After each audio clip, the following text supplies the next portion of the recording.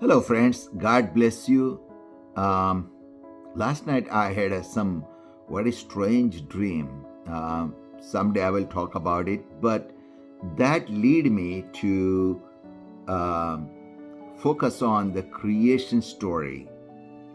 And when I read when God started creating this creation, He said, "Let there be light." Um, and in Hebrew, it's the Yehi Or. Um, and it is fascinating words. But Genesis 1:1 says something like this: In the beginning, God created the heavens and earth. The earth was without form and void, and darkness was on the face of the deep, and the Spirit of the God was hovering over the face of the waters. So, in the beginning of this creation, there is a reference of void and formlessness and darkness and water. And if you fast forward last chapter of the Bible, Revelation 22, the first verse is like this: And he showed me a pure river of water of life, clear as crystal, proceeding from the throne of God and of the Lamb. It talks about there is a river flowed from the throne of God and the Lamb. So Genesis 1 is talking about water, and Revelation 22, last chapter, talks about the water. And what is happening here?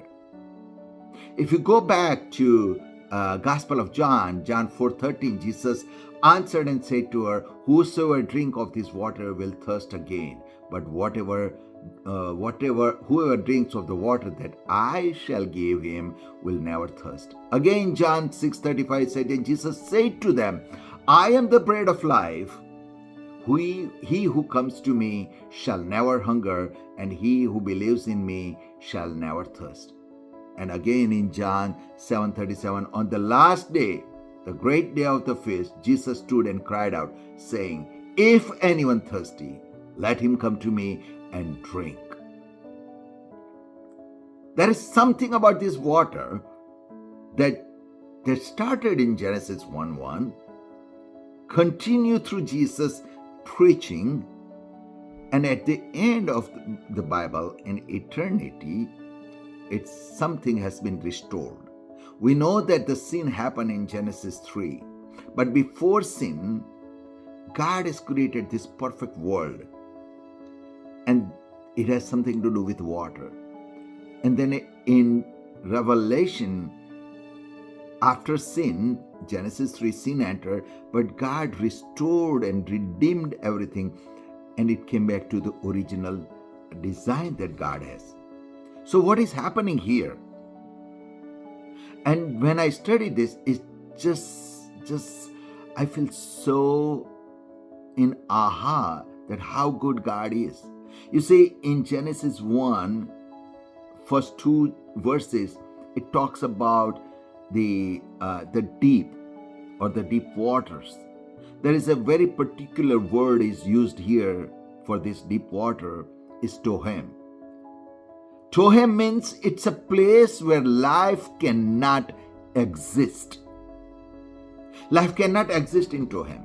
And then on top of that, there was a darkness. Now this darkness is different than the darkness which we know when sun sets and darkness comes, or you turn off the light and the darkness comes.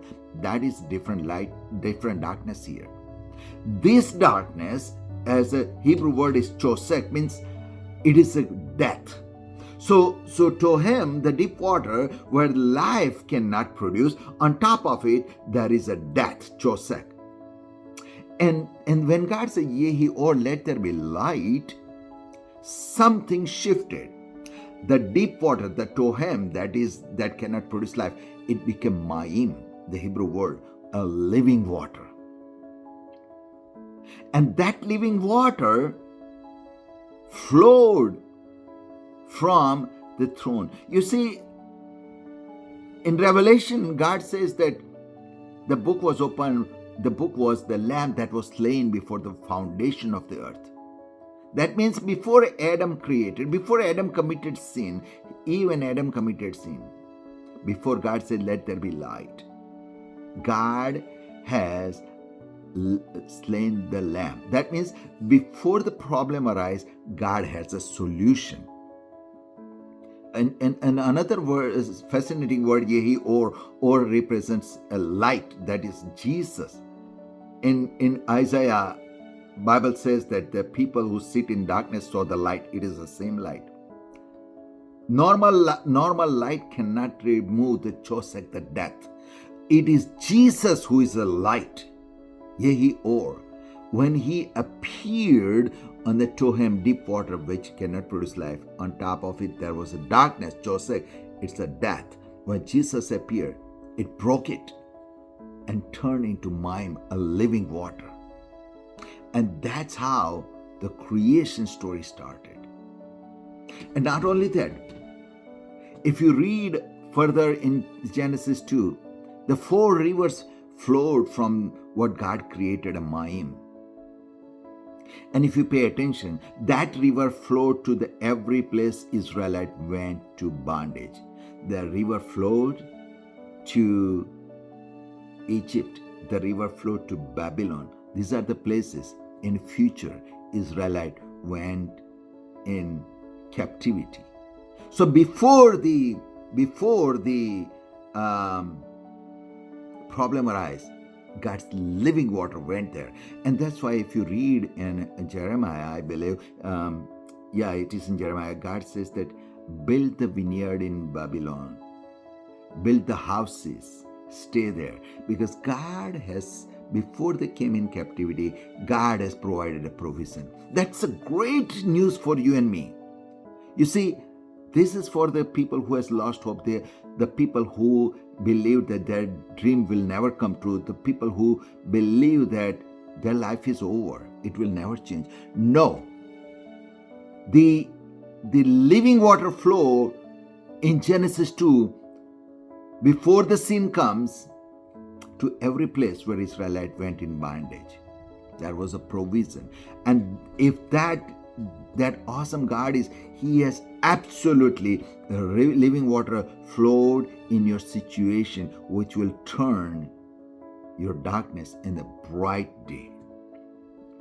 Another thing, just side note, it talks about Genesis 2, the river flow at the place of Badolak. In Numbers, it talks about Badolak is a sticky stuff, and it is none than manna. Manna that Israelites eat in the wilderness, it is a Badolak in Genesis 2. So God, even the sin entered in Genesis 3, before that, God has provided a water for Israelites and the food for Israelites after so many centuries when they went into the wilderness. God has already prepared the water and the manna in Genesis 2 for Israelite. If that God is, no matter how dead situation you are in, no matter how dreadful situation you are in, no matter how tough situation you are in, before you enter into that situation or season, God has already provided a solution. And that's why whatever happened in Genesis 1, that was the new creation was lost in Genesis 3.